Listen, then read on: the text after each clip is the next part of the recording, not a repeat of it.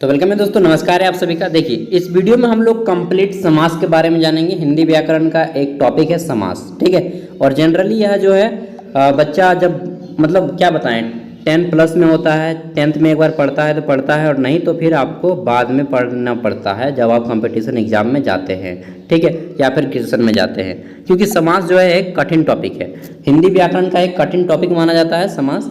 But हम लोग इतना इजीली समझेंगे ना कि आपको लगेगा नहीं कि यह कठिन है, ठीक है। देखिए सबसे पहले जानते हैं कि समास कहते किसे हैं और समास का अर्थ क्या होता है।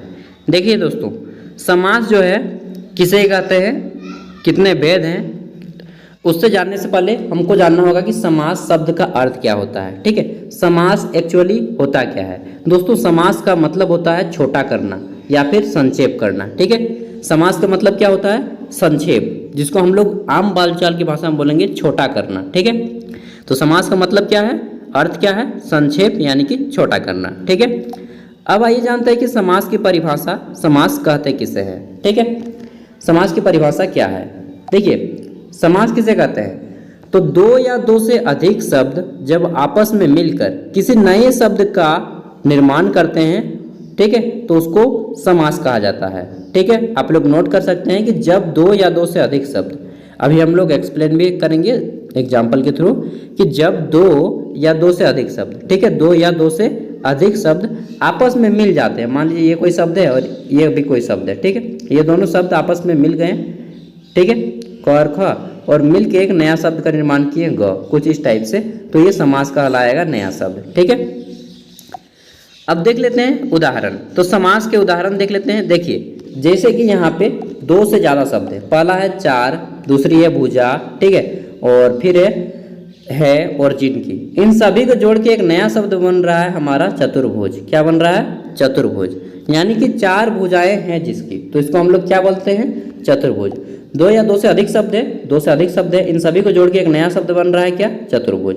तो ये जो चतुर्भुज बना ना, इसी को हम लोग समास कहते हैं। देखिए ये लंबा है और ये छोटा है, तो समास का मतलब क्या है? छोटा करना, ठीक है। हम लोग बोलना चाहेंगे कि जिसकी चार भुजाएं हैं, डायरेक्टली बोल दीजिए ना भाई कि चतुर्भुज, ठीक है। अब कोई आदमी बोल रहा है गणेश भगवान को, लंबा है उधर जिसका, उधर मतलब उठा है पेट, ठीक है, यानी कि लंबा है उधर जिसका, इसको शॉर्टली हम लोग बोल सकते हैं लंबोदर, ठीक है। तो ये बोलिए चाहे ये बोलिए, बात बराबर है, ठीक है। बोलते हैं यानी कि पोटैटो बोलिए चाहे बैगन बोलिए, सॉरी आलू बोलिए, बात बराबर है। तो बस उसी तरह से है आपका कि समास जो है दो या दो से अधिक शब्दों से मिलकर एक नया शब्द बन जाता है, लेकिन मीनिंग वही रहता है, ठीक है। यहाँ पे समझ गए।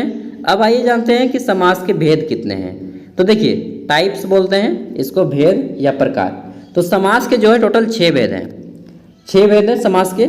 आजकल के कहीं कहीं आपको हिंदी ग्रामर में जो है आपका एक नए समास आता है, उसको भी हम अभी एक्सप्लेन करेंगे नए समास क्या है, ठीक है। और आपका किसी किसी में जो तत्पुरुष समास में ही जोड़ देता है 2 समास को, कुल मिला के आपका 5 को कर देता है, किसी किसी में 4 को। लेकिन सबसे जो प्रमाणिक है ना समास का भेद, वह है 6, ठीक है। कभी भी एग्जाम में पूछ दे कि समास के कितने भेद होते हैं, तो 6 भेद होते हैं। यह सबसे ज़्यादा प्रमाणिक और सटीक उत्तर है। मैंने 2-3 ग्रामर पढ़ा है, उसके बाद मैं यह वीडियो बना रहा हूँ, ठीक है। तो समास के कितने भेद हैं? 6 भेद हैं। अब देखिए कौन कौन से भेद हैं, इसको नोट कर लीजिए पहले, ठीक है। तो पहला भेद है हमारा तत्वपुरुष, दूसरा है हमारा कर्मधारय, तीसरा है बहुब्री, चौथा है द्वंद्व, पांचवा है द्विगु, और छठा है अवयव भाव समास, ठीक है। ये सीरियली वाइज नहीं है, सीक्वेंसली वाइज नहीं है, आप किसी को भी आगे पीछे कर सकते हैं, ठीक है। कोई जरूरी नहीं कि आप द्वंद्व को ही 4 नंबर में रखें, नहीं, किसी को भी 1 नंबर 2 नंबर में कर सकते हैं, आपको जो आसान लगे उसके अकॉर्डिंग, ठीक है। तो चलिए ये हो गए हैं भेद। अब जानते हैं कि प्रत्येक भेद में उसकी परिभाषा क्या है और पहचानेंगे कैसे कि कौन सा समाज जो है किस में है।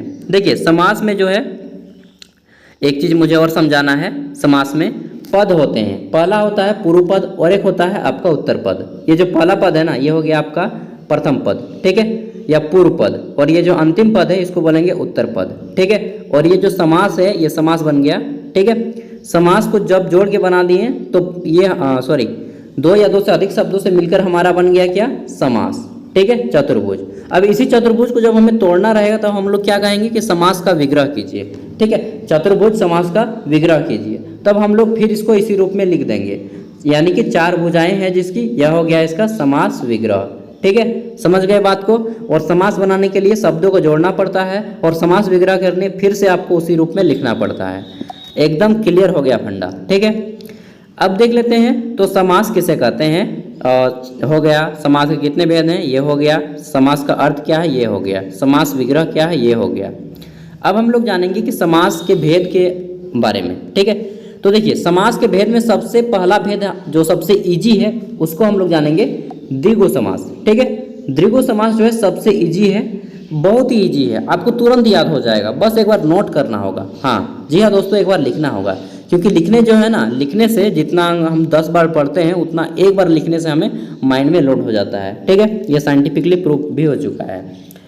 देखिए तो द्विगु समास, जिस समास का पहला शब्द जो है संख्यावाचक विशेषण से शुरू होता है उसे द्विगु समास कहते हैं। सिंपल सा इतना याद रखिए कि जिस समास का पहला शब्द संख्या का पता चलता है, जिस समास का पहला शब्द से संख्या का पता चलता है उसे हम लोग बोलेंगे द्विगु समास। ठीक है, जैसे बोलते हैं चौराहा। ठीक है, जहाँ पे चारों रास्ता होता है उसी को ना बोलते हैं चौराहा। मान लीजिए इस तरह से होता है तो ये जो रास्ता हो गया ना, ये चौराहा हो गया, ये बीच वाला ना। हाँ, तो चौराहा में पहले क्या आता है, 4, तो ये हो गया आपका द्विगु समास। जिस भी समास के जो भी समास हो, अगर पहले ही उसके संख्यावाचक शब्द आता है, ठीक है, तो हो गया द्विगु समास। देखिए दूसरा है त्रिकोण। त्रिकोण मतलब त्रिभुज, तीन को कोना।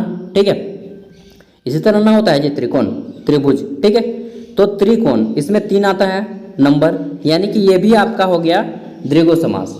उसी तरह है आपका 10 क्या है, 10 अवतार, मतलब जो 10 गो अवतार लेता है। ठीक है, तो 10 अवतार, 10 आता है गिनती में, तो ये भी आपका जो है द्विगु समास हो गया। नवरात्रि यानी कि जिसमें 9 गो रात्र होता है, यानी कि दुर्गा पूजा। ठीक है, तो ये भी आपका जो है द्विगु समास हो गया। त्रिलोक यानी कि तीनों लोक, आकाश पाताल और क्या बोलते हैं, धरती लोक ना। तो इसमें त्रिलोक ब्रह्मा विष्णु महेश। ठीक है, तो त्रिकाल, ये सभी जो है जितने भी आपको शब्द से पता चलता है नंबर का बोध, संख्या का बोध, तो उसको बोलेंगे द्विगु समास। समझ गए पहली बात कि द्विगु समास उसे कहते हैं जिससे हमें संख्या का पता चलता है।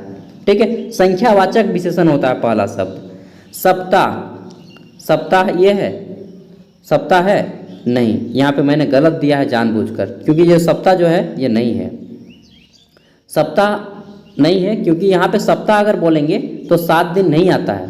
ठीक है, 100 आता है केवल, तो ये नहीं है, कंफ्यूज मत होइएगा, क्योंकि बहुत बार जो है क्वेश्चन में आता है कि सप्ताह कौन सा समास है, तो ये द्विगु समास नहीं है, क्योंकि सप्ताह में 7 दिन होते हैं। ठीक है, 7 दिन बोला जाएगा तो वो हो जाएगा द्विगु समास, लेकिन सप्ताह नहीं होगा। ठीक है, आगे बढ़ते हैं तो हमारा आता है द्वंद्व समास।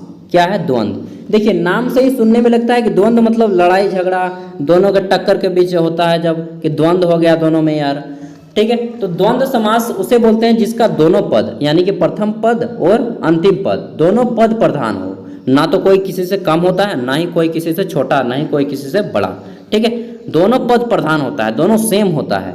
जैसे हम लोग बोल दिए माँ और बाप, अब बताइए माँ बाप में कौन बड़ा है, आपके लिए तो दोनों ही इंपॉर्टेंट है, माँ भी इंपॉर्टेंट है, बाप भी इंपॉर्टेंट है। ठीक है, तो माँ बाप या माताजी और पिताजी। ठीक है, ये हो गया आपका द्वंद्व समास। और द्वंद्व समास की एक सबसे बड़ी निशानी होती है कि बीच में जो है ना आपका डैश का साइन होता है। किसका, डैश का साइन होता है। देखिए यहाँ पे जितने भी ऑप्शन दिए गए हैं ये सभी सही ऑप्शन है, यहाँ पे एक भी ऑप्शन गलत नहीं है।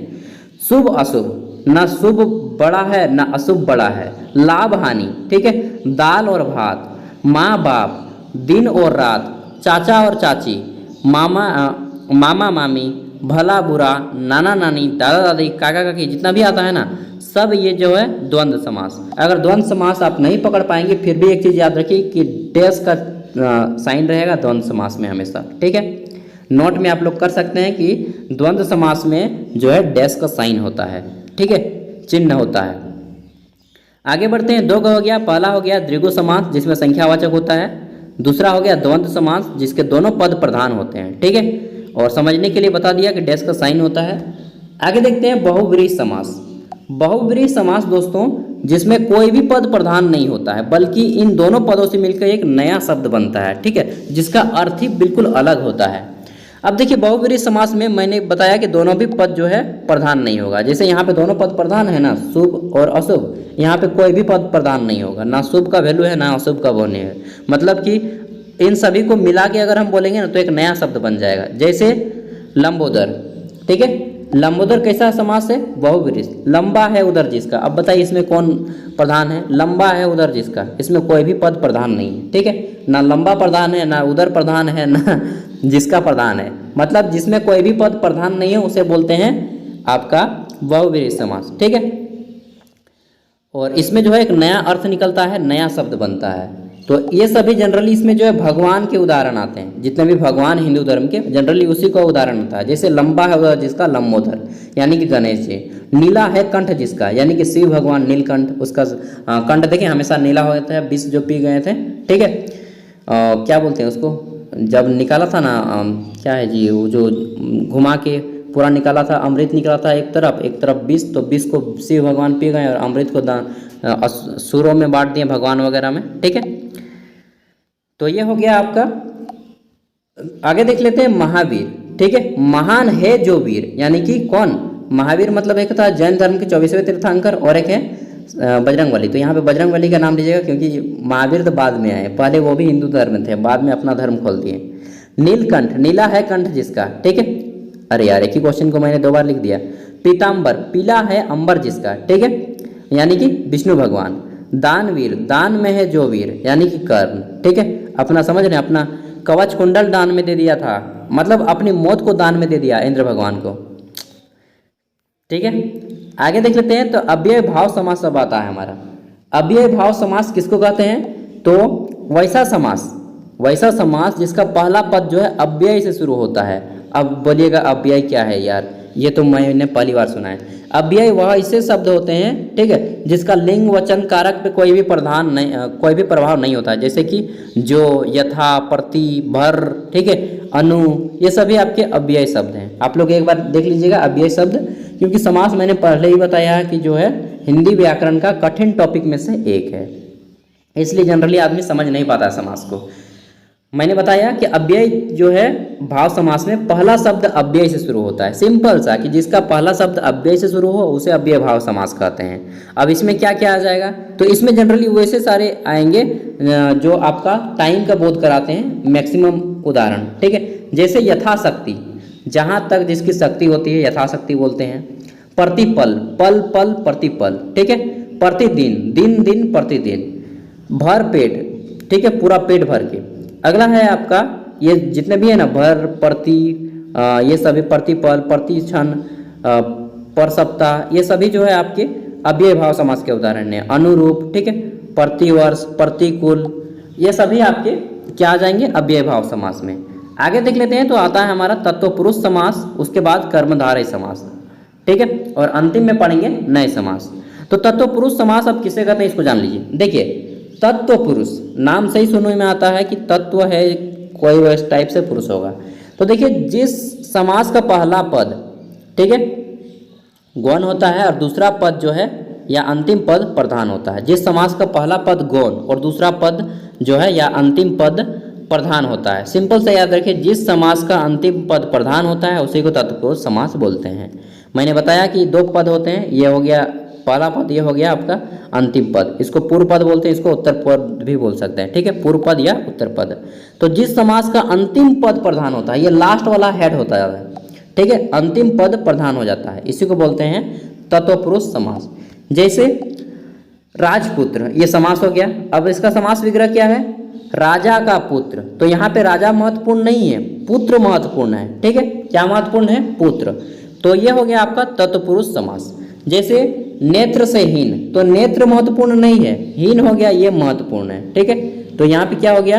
हीन, नेत्रहीन। जैसे आकाशवाणी, आकाश से आई वाणी, तो यहाँ पे आकाश महत्वपूर्ण नहीं है, वाणी महत्वपूर्ण है, यानी कि भाषा, बोली, ठीक है। तो ये हो गया आपका तत्पुरुष समास, जिस समास का अंतिम पद या उत्तर पद प्रधान होता है और पहला पद जो है गौण होता है, ठीक है, उसका कोई वैल्यू नहीं होता है। आगे देख लेते हैं। अंतिम है हमारा कर्मधारय समास। कर्मधारय समास किसको कहते हैं? तो जिस समास का प्रथम पद विशेषण तथा दूसरा पद विशेष से होता है उसे कर्मधारय रहित समास कहते हैं। अब बोलिएगा यार ये तो मेरे पल्ले नहीं पड़ रहा है, तो और एक बात याद रखिए, जिस समास का प्रथम पद विशेषण और दूसरा पद जो है विशेष्य, इसका मतलब है संज्ञा। ठीक है, क्या है? संज्ञा। जिस समास का प्रथम पद विशेषण और दूसरा पद क्या होता है? संज्ञा होता है। क्या होता है? संज्ञा। पहला पद विशेषण, दूसरा पद संज्ञा। ठीक है, इसी को बोलेंगे कर्मधारय समास। जिस समास का पहला पद विशेषण और अंतिम पद क्या होता है? संज्ञा होता है, उसी को बोलेंगे कर्मधारय समास। समझ गए? विशेषण प्लस संज्ञा बराबर कर्मधारय समास। इसको आप लोग नोट कर सकते हैं।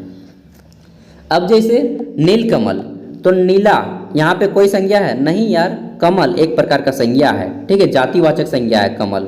ठीक है, क्योंकि कमल, इससे पूरे कमल का बोध होता है, जितने भी कमल के फूल होते हैं।